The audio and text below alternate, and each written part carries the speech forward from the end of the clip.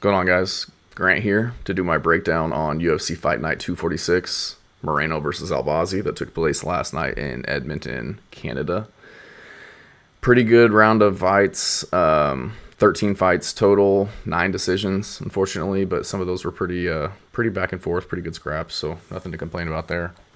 I did go 10-3, so I had a pretty good night. Felt pretty confident in my picks. So yeah, pretty solid night of fights and pretty solid night of picks for myself. First fight of the night was Jamie Lynn Horth versus Ivana Petrovic.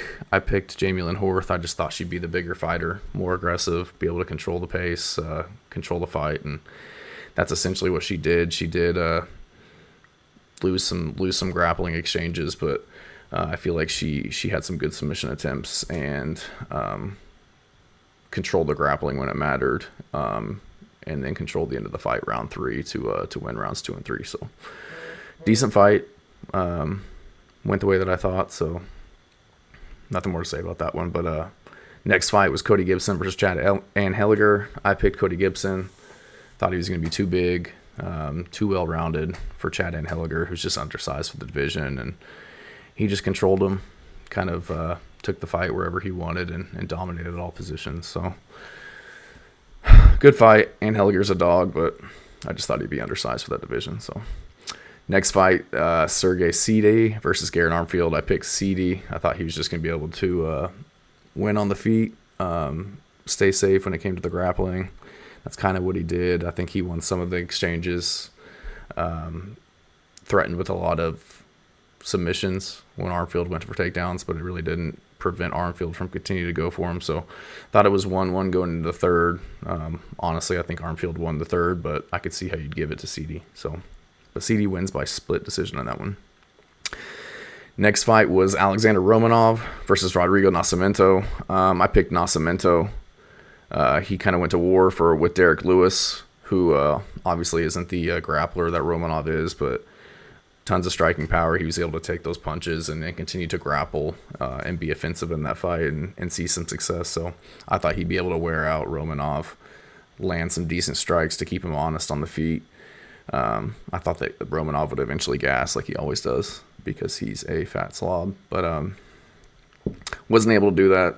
Romanov just kind of laid on him, and then after he got a lot of respect from Nascimento in the grappling department, he was able to land punches as well. So Romanov takes that one in an absolute stinker. He will continue to get fraud checked as he moves up in competition in the heavyweight division, so I don't expect to see much from either of these guys going forward, honestly. Next fight was Youssef Zalal versus Jack Shore. I picked Zalal, and he ended up winning by arm triangle choke round 2. Zalal's just better everywhere than Jack Shore and a lot of these guys. He's now on a 6-fight finishing streak in the UFC. Crazy that he got cut. I think it was coming off of a draw with Damon Blackshear. He gets cut from the UFC, he goes on a 3-fight finish streak, comes back, and he just looks completely different. I definitely think he's going to be a threat in the division. Has a decision loss to Eli Topuria. We know how good Topuria is, so hopefully one day, maybe with a few more, maybe not a few more, but 3 or 4 more wins, we could see him in the top 5 challenging Eli Topuria again. Not sure if he wins that fight, but I do think Youssef Zalal has a lot of talent and a big future in this division. He's young too. I think he's like 28, so good to see from him. I thought he would win everywhere, which is what he did. End up finishing the fight, one of the few finishes of the card, so good stuff there. Next up was Charles Jourdain versus Victor Henry. Charles Jourdain, just thought he was going to be better on the feet, better striking, more power. Big threat on the ground, has a lot of submission wins, legit black belt, dropping down from 145 to 135, so he looked good. He looked cut up. He looked like he was in the division that he should have been all along.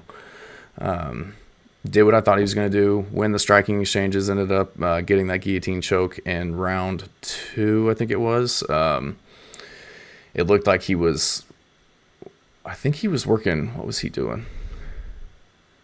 I wrote this down because I was pretty impressed. He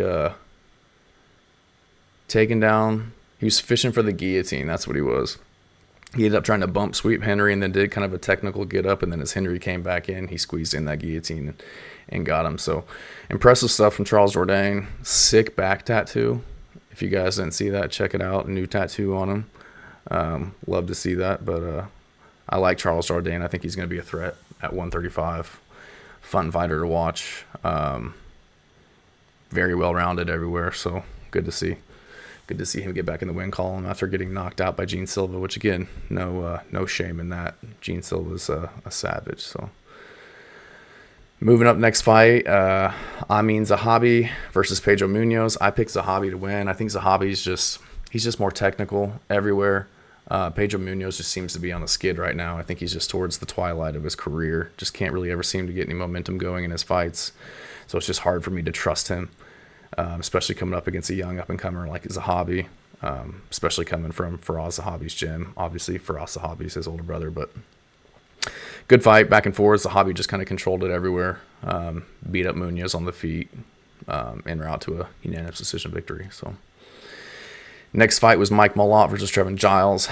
I picked Malott. I thought he was just going to be too big for Trevin Giles.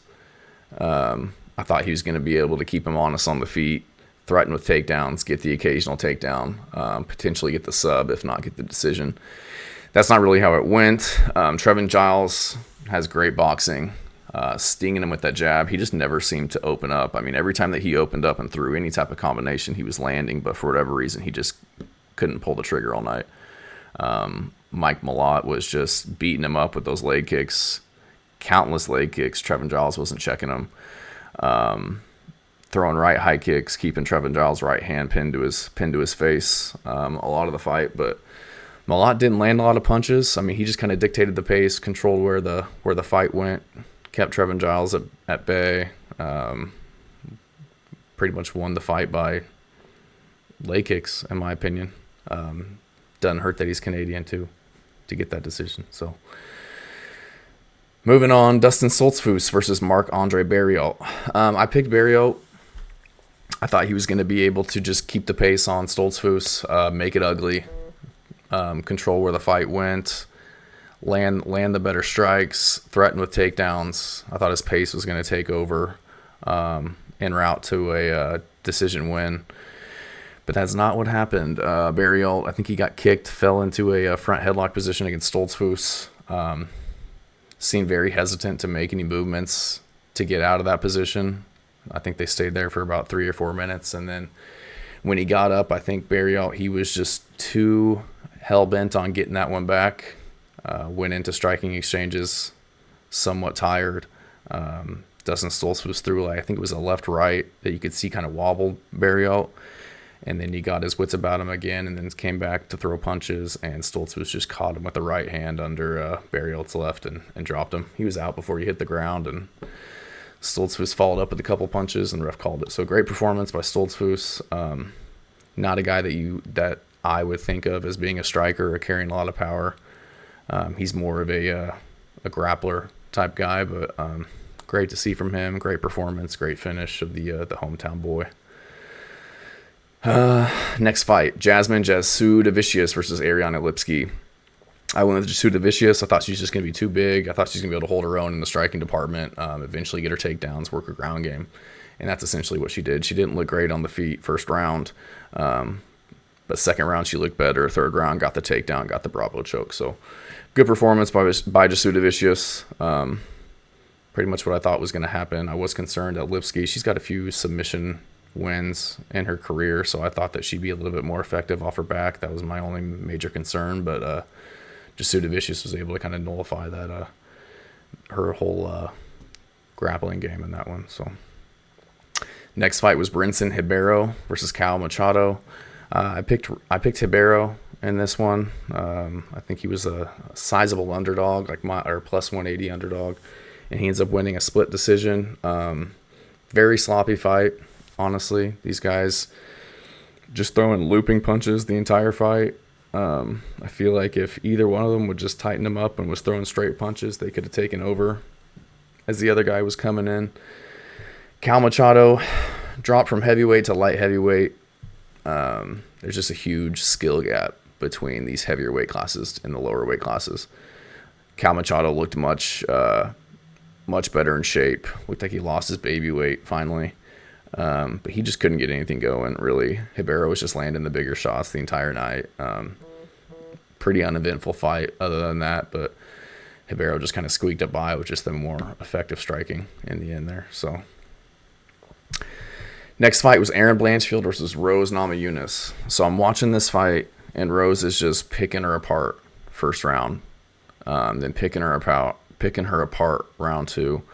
I thought she was on her way to winning a unanimous decision. All she had to do was, get one more round of effective striking.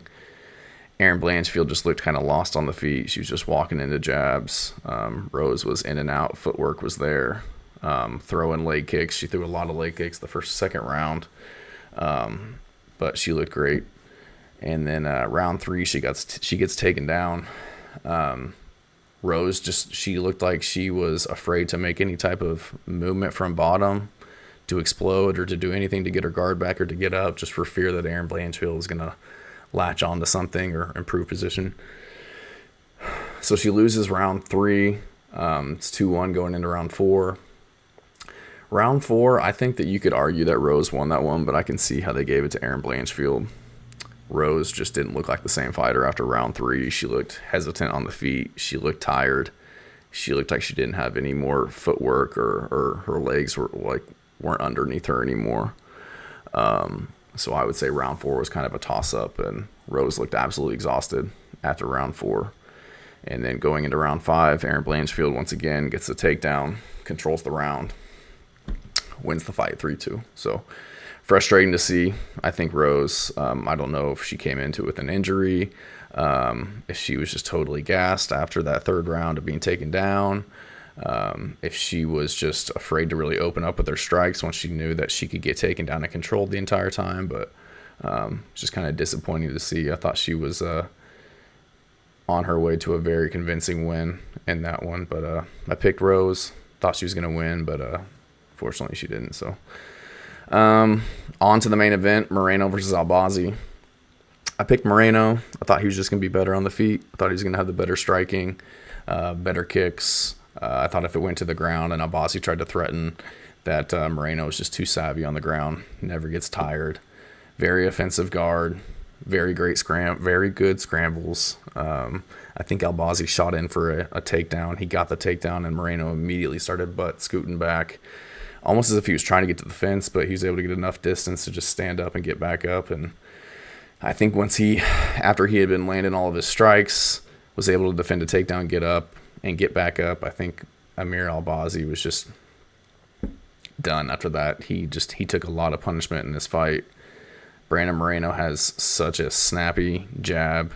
Was catching him with the jab all night, and then he would, fake the jab, turn it into a hook, catch Albazi with a left hook all night. I think he cracked him with a right hook several times, hurting Albazi throughout the night. But I think Moreno, I would say he won all 5 of those rounds. It sucks for Albazi. I know he was out with heart surgery and neck surgery, but Brandon Moreno, I think he moved to a pretty boxing-centric gym, so I felt that he would have the stand-up edge in this one, which he clearly did. But he looked next level tonight. I know he's coming off of 2 losses, but I think he's definitely back.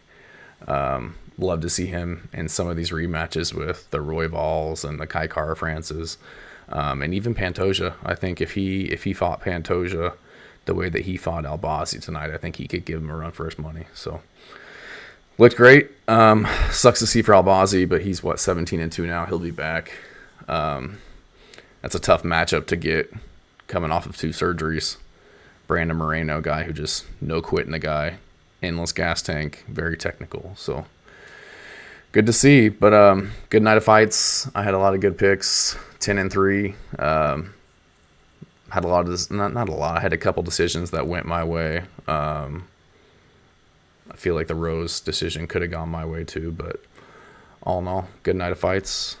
Appreciate you guys watching.